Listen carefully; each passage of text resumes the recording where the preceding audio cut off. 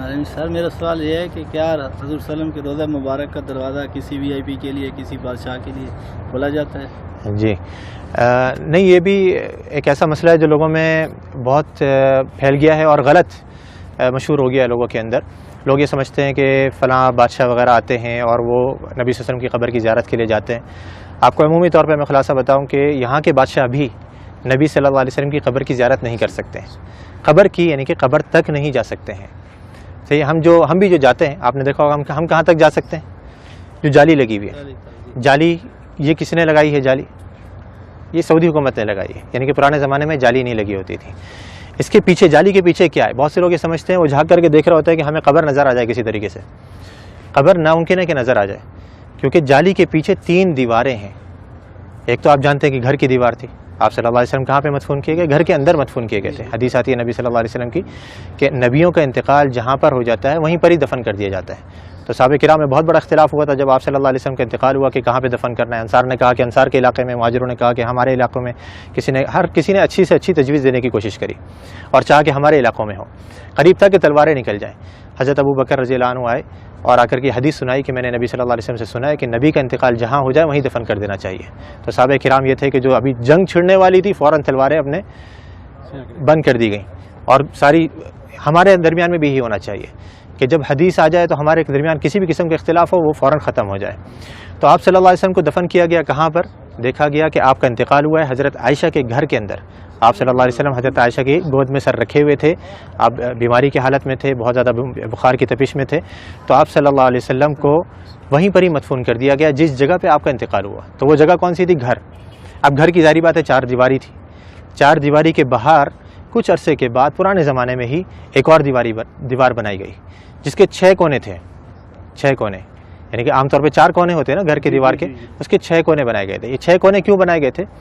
پیچھے کی طرف سے قبلہ بھی اس طرف ہے، جنوب میں، مدینہ کا جنوب میں قبلہ ہے، گھر ادھر ہے، گھر کے پیچھے کا جو علاقہ ہے وہاں پہ تیکون بنایا گیا تھا۔ جو دیواریں ہیں وہ تیکون کر کے بنائی گئی تھی۔ کیوں تیکون بنائی گئی تھی؟ تاکہ کوئی شخص جب نماز پڑھے تو اس کی سیدھ نبی صلی اللہ علیہ وسلم کی قبر کی طرف نہیں ہو، ادھر کوئی نماز نہ پڑھ سکے، تاکہ آپ صلی اللہ علیہ وسلم کی قبر سامنے نہیں آئے نماز کے درمیان میں۔ کیونکہ نبی صلی اللہ علیہ وسلم کی حدیث یہاں پہ لکھی ہوئی، آپ نے بورڈ پہ پڑھی ہوگی کہ آپ صلی اللہ علیہ وسلم نے قبرستان میں یا قبر کی طرف رک کر کے نماز پڑھنے سے منع کیا ہے۔ تو وہاں پہ یہ دوسری دیوار بنائی گئی۔ اب 2 دیواریں بنی ہوئی ہیں، تیسری دیوار ان دونوں دیواروں کے درمیان میں بنائی گئی، اس کے باہر نہیں۔ 2 دیواریں بنی ہوئی ہیں، ان کے درمیان میں یہ تیسری دیوار بنائی گئی۔ تو اس دیوار کے اوپر یہ گنبد کھڑا ہوا ہے، اس دیوار یا اس کے ساتھ میں کچھ چھوٹے موٹے ستون سے ہیں، ان کے اوپر یہ گنبد کھڑا ہوا ہے۔ یعنی جیسے میں نے ابھی تھوڑی دیر پہلے ذکر کرا تھا کہ جو اندر گھر کی دیوار ہے وہ تو کچی ہے، اس کے اوپر گنبد نہیں بنایا جا سکتا ہے، تو گھر کے باہر کی دیوار پر یہ گنبد کھڑا کیا گیا۔ تو اب یہ 3 دیواریں ہیں، یہ 3 دیواروں کے اندر جو پہلی دیوار تھی، سب سے گھر کی جو دیوار تھی، اس کے اندر پہلے زمانے میں ایک کھڑکی تھی، ایک دروازہ تھا اور اوپر ایک روشن دان تھا۔ روشن دان وہاں سے ہوا ہے۔ کھڑکی اور دروازہ جو پرانے زمانے میں بند کر دیا گیا تھا، رہ گیا تھا روشن دان۔ وہ بھی کچھ عرصے کے بعد اس ڈر سے کہیں کوئی پرندہ اندر گر کر کے مر نہ جائے اور اس کی بسان بدبو وغیرہ اندر پھیلے، وہ بھی بند کر دیا گیا بالکل۔ تو اب کوئی اندر جانے کی جگہ باقی رہی؟ نہ دروازہ ہے، نہ روشن دان ہے، نہ کھڑکی ہے، تو بادشاہ بھی نہیں جا سکتے۔ ہاں اگر کوئی جن کو اللہ نے صلاحیت دی ہو کہ وہ دیوار پار کر کے اندر چلے جائے تو ممکن ہے، لیکن انسان نہیں جا سکتے۔ تو اب وہ جو لوگوں کو غلط فہمی ہوتی ہے وہ یوں ہوتی ہے، لوگ یہ سمجھتے ہیں کہ دیکھو ہمارے سامنے دروازہ کھولا گیا اور وہ بادشاہ صاحب یا فلاں وزیر اعظم جو اندر جا رہے ہیں، وہ جالی کا دروازہ کھولا گیا، وہ دیواروں کا دروازہ نہیں، وہ دیواروں کا دروازہ تو پیک ہے بالکل، اس کو یہاں کے بادشاہ بھی اندر نہیں جا سکتے۔ تو وہ جالی جو ابھی سعودی حکومت نے لگائی ہے وہ اس لیے لگائی ہے کہ پہلے زمانے میں لوگوں نے گھر کی دیوار سے برکت لینی شروع کر دی تھی، اس کو چوما چاٹی یا اسے مسا کرنا، اس کو چھونا، تو یہ غلط کام ہے۔ جیسے میں نے ابھی ذکر کرا کہ نبی صلی اللہ علیہ وسلم نے آثار کے تتبع سے منع کیا ہے، نبی صلی اللہ علیہ وسلم کے بتائی ہوئی شریعت کے مطابق ہم نے عمل کرنا ہے۔ آپ نے کیسے سلام کرنا ہے نبی صلی اللہ علیہ وسلم کے اوپر، آپ وہ سلام کریں گے آپ کو اجر ملے گا، ثواب ملے گا۔ آپ نے جو سلامتی کی دعا کرنی ہے حضرت ابوبکر صدیق کے لیے، عمر فاروق کے لیے، اس پر اجر ملے گا، سنت کے کاموں پر آپ کو اجر ملے گا۔ لیکن دیواروں کی چوما چاٹی کرنا، یا جیسے بہت سے لوگوں کو دیکھا جاتا ہے مسجد نبوی کے در و دیوار کو ابھی بھی وہ اپنے رومال اتار کر کے اس پہ پھیر رہے ہوتے ہیں کہ اس کے اندر برکت منتقل ہو جائے، یا کوئی احرام کا کپڑا لایا ہوا ہوتا ہے یا کوئی ٹوپی اتار کر کے اس پہ پھیر رہا ہوتا ہے، یہ سب غلط کام ہے۔ تو یہ پرانے زمانے میں جب شروع ہوئے تو اس زمانے کے جو علماء کرام تھے، لوگ کہتے ہیں نا یہ وہابی، تم تو اس زمانے کی پیداوار ہو، ہمیں بیچارے ہم وہابی کہتے ہیں، ہم تو اپنے آپ کو وہابی نہیں کہتے۔ تو یہ جو وہابیوں کے عقیدے ہیں نا، جو ان کی نظر میں وہ پرانے زمانے سے چلے آ رہے ہیں، تو اس زمانے کے اندر یہ دوسری دیوار بنائی گئی، گھر کے باہر ایک اور دیوار بنائی گئی تاکہ لوگ گھر کی دیوار تک نہیں پہنچ سکیں۔ اب وہ کچھ عرصے تک نئی دیوار تھی، لوگوں کو معلوم رہا کہ بھائی یہ تو نئی دیوار ہے، کچھ نہیں کرنا یہاں پہ، لیکن آہستہ آہستہ پھر نئی نسلیں آتی رہیں، وہ سمجھے کہ یہ بھی گھر کی دیوار ہے، پھر علماء نے ایک اور دیوار بنوا دی۔ پھر آخر میں سعودی حکومت نے کہا کہ ہو سکتا ہے لوگوں کے ذہنوں میں یہ چیز رہے کہ دیواریں ہم بناتے رہیں گے تو سمجھیں گے گھر کی دیوار ہے، تو ہم جالی لگوا دیتے ہیں۔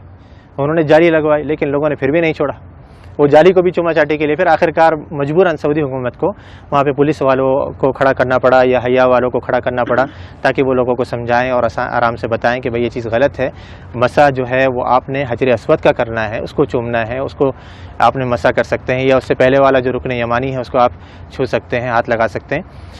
یہ گھر کی دیواروں کو یا نبی صلی اللہ علیہ وسلم کے روضے کو ہم نے ہاتھ نہیں لگانا ہے، بلکہ یہاں پر آ کر کے ہم نے آپ کے لیے ادب سے سلام پیش کرنا ہے، سلامتی کی دعا کرنی ہے، تو وہاں پہ کوئی نہیں جا سکتا۔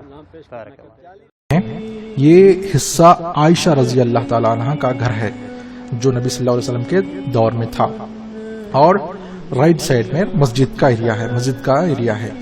آپ تمام جانتے ہیں کہ نبی صلی اللہ علیہ وسلم عائشہ رضی اللہ تعالیٰ عنہ کے گھر میں ہی انتقال کر گئے، اور عائشہ رضی اللہ تعالیٰ عنہ کے گھر میں 3 قبریں ہیں، ایک محمد صلی اللہ علیہ وسلم، اور اس سے تھوڑا سا نیچے ابو بکر صدیق رضی اللہ تعالیٰ عنہ، اور دوسرے عمر رضی اللہ تعالیٰ عنہ۔ یہ 3 قبریں ہیں۔ پھر کچھ سال بعد یعنی 80 ہجری میں جو عائشہ رضی اللہ تعالیٰ عنہ کا چھت تھا وہ گر گیا، تو عمر بن عبدالعزیز نے وہاں کے اس جگہ پر انہوں نے کیا کیا، ایک 4 کونی ایک دیواریں بنائی جس کا کوئی دروازہ نہیں تھا، اور نیا چھت بنایا۔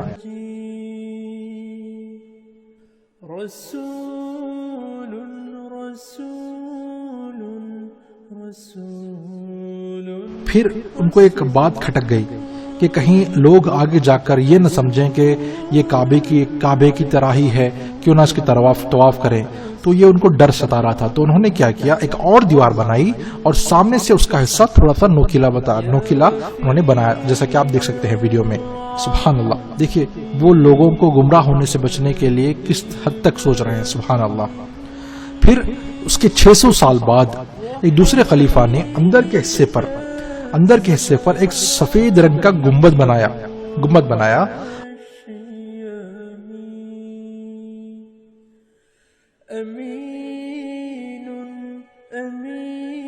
اور اطراف میں ایک اور دیوار بنائی جس کے اطراف میں ہرے رنگ کا کپڑا لگایا گیا ہے جس پر لا الہ الا اللہ محمد رسول اللہ لکھا ہوا ہے۔ اور اس گنبد کے بارے میں یا ابھی جو اس وقت گنبد ہے اس کے بارے میں ہمارا ایک اور ویڈیو ہے، اس پر آپ اس میں تفصیلی ڈیٹیلز دیکھ سکتے ہیں، ٹھیک ہے۔ پھر اس کے بعد ایک اور دیوار بنائی گئی، گنبد بنایا گیا، گنبد کے بعد ایک اور سپورٹنگ دیوار بنائی گئی، اس کے بعد جالی لگائی گئی، جو جالی آج ہم دیکھتے ہیں۔ جب کبھی ہم مدینے جاتے ہیں تو وہاں پر ہم جالی کے باہر سے نبی صلی اللہ علیہ وسلم اور 2 صحابہ کو سلام کرتے ہیں، تو وہ ہم جالی کے باہر سے کرتے ہیں۔ یہ جالی بھی اسی وقت بنائی گئی تھی جب گنبد وائٹ سفید گنبد اور سراؤنڈنگ ہرا پردہ اور یہ جالی بنائی گئی تھی۔